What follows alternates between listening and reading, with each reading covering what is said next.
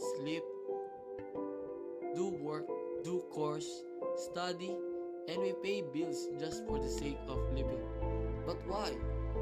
People have been wondering what the purpose of life is. To become happy, to have a good afterlife, or even just to serve others. But what if there is no meaning at all? This is what Friedrich Nietzsche thought of the meaning of life. Meaningless.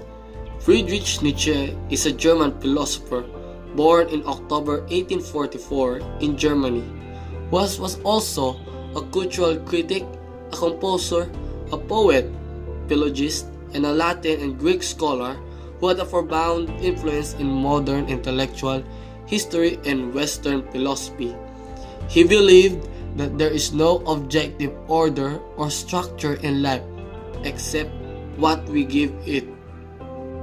Friedrich Nietzsche predicted that there will come at a time where all religious morals and values are all overthrown by science and reason. And that happened when the Age of Enlightenment along with the scientific revolution happened. He believed that suffering and death is not a negative contradiction of life, but a part of it. People have been believing that because of death and suffering, there is a meaning of life.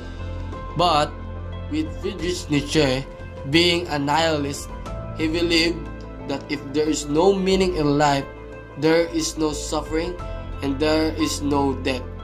Meaning, suffering, and death is not a negative element of part of life, but just a neutral part of it. Man, the bravest of animals and the one most accustomed to suffering, does not repudiate suffering as such. He desires it. He even seeks it out, provided he is shown a meaning for it, a purpose of suffering. The meaninglessness of suffering, not suffering itself, was the curse that lay over the mankind so far. Friedrich Nietzsche is also known for his famous quote, "God is dead." He is the only philosopher who said that God is dead.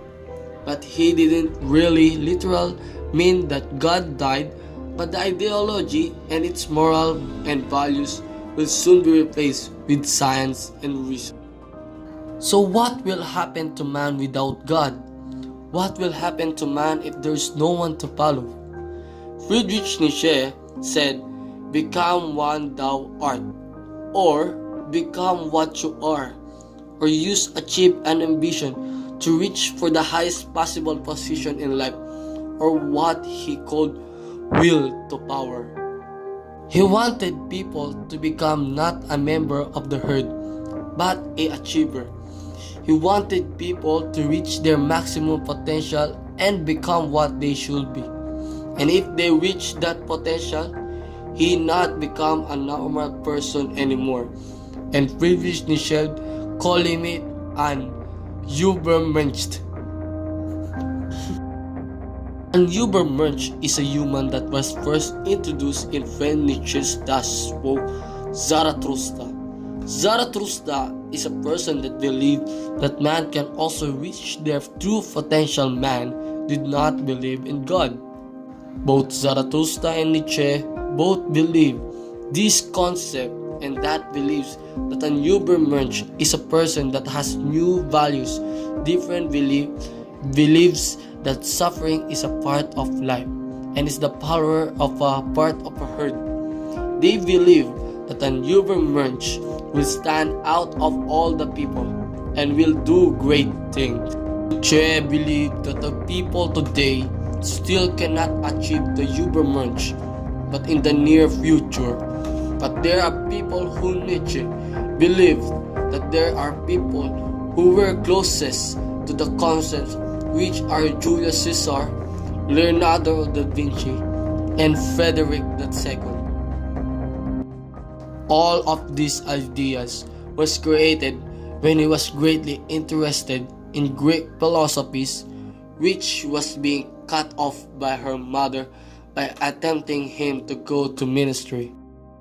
So, What is your perspective about life? Is it meaningful? Is it meaningless? Will you become a man of religion or a man of science?